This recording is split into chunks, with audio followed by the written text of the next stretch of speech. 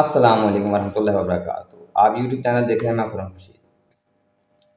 میں نے روایت میں ایک جگہ پڑھا کہ شمر نے 16 حج کیے ہوئے تھے، 16 حج۔ حافظ تھا، کیا خیال ہے جنت میں چلا جائے؟ نہیں،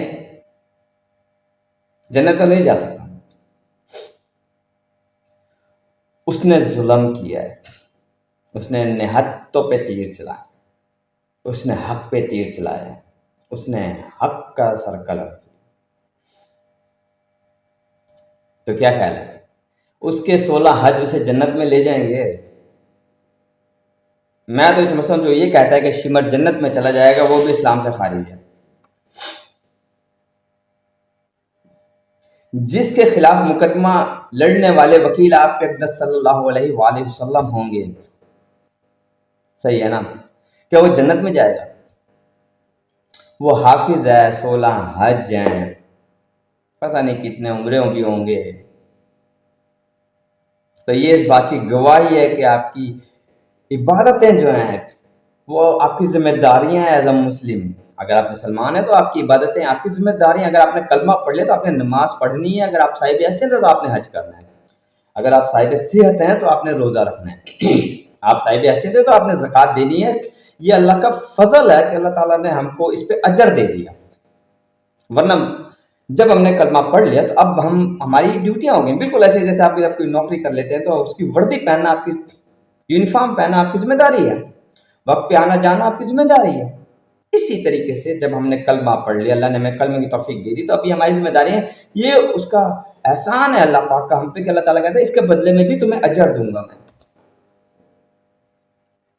کوئی امپلائر آپ کو یہ تو نہیں کہتا کہ یار آپ نے وردی پہنی ہے نا، آپ نے یونیفارم میری آفس کی پہن کر آ رہے ہیں، آپ جوتے میں وہی پہن کر آئے ہیں جن کا میں نے کہا ہے، تو میں اس کی بھی آپ کو تنخواہ دوں گا۔ کوئی امپلائر، کوئی مالک ایسا نہیں کہتا اپنے لیبر کو، اپنے ملازم کو نا، نہیں کہتا نا۔ لیکن یہ اللہ تعالیٰ نے کہہ دیا، ہم پہ گنجائش کر دی، لیکن اس کا مطلب یہ تو نہیں نا کہ اب ہمارے حقوق اللہ ختم ہو گئے اور سوری حقوق العباد ہمارے ختم ہو گئے اور ہم بخشے جائیں گے، ایسا تو نہیں ہے۔ 16 حج لیکن وہ بخشا تو نہیں جائے۔ آپ یقین جانیں میں حقوق اللہ سے زیادہ کانشیس حقوق العباد کے بارے میں پورے کرنے کی کوشش کرتا ہوں۔ حقوق اللہ، نمازیں، روزے، صحیح ہے نا، اور اللہ سے کہتا ہوں اللہ تعالیٰ مجھے رزق حرام سے حج نہ کرانا، میں رزق حرام کی کمائی سے روزہ رسول نہیں دیکھنا چاہتا۔ ہاں مجھے قبر میں اتروں تو مجھے آپ علیہ السلام کا دیدار دے دینا، جنت میں آپ علیہ السلام کے پڑوس میں گھر مل جائے تو کیا ہی بات ہے۔ لیکن مجھے حرام سے بچانا، اس پیسے سے بچانا جس پیسے سے کی ہوئی ساری کمائیاں آپ روز قیامت میرے دائیں ہاتھ میں ڈال دیں گے، بائیں میں نہیں، سیدھے میں نہیں، الٹے ہاتھ میں۔ اللہ پاک مجھے رزق حرام سے بچائے بس، اور آپ کو بھی بچائے، آمین۔ کیا ہے اس کو فارورڈ ضرور کیجیے گا، دعا میں یاد رکھیے گا۔ فی امان اللہ۔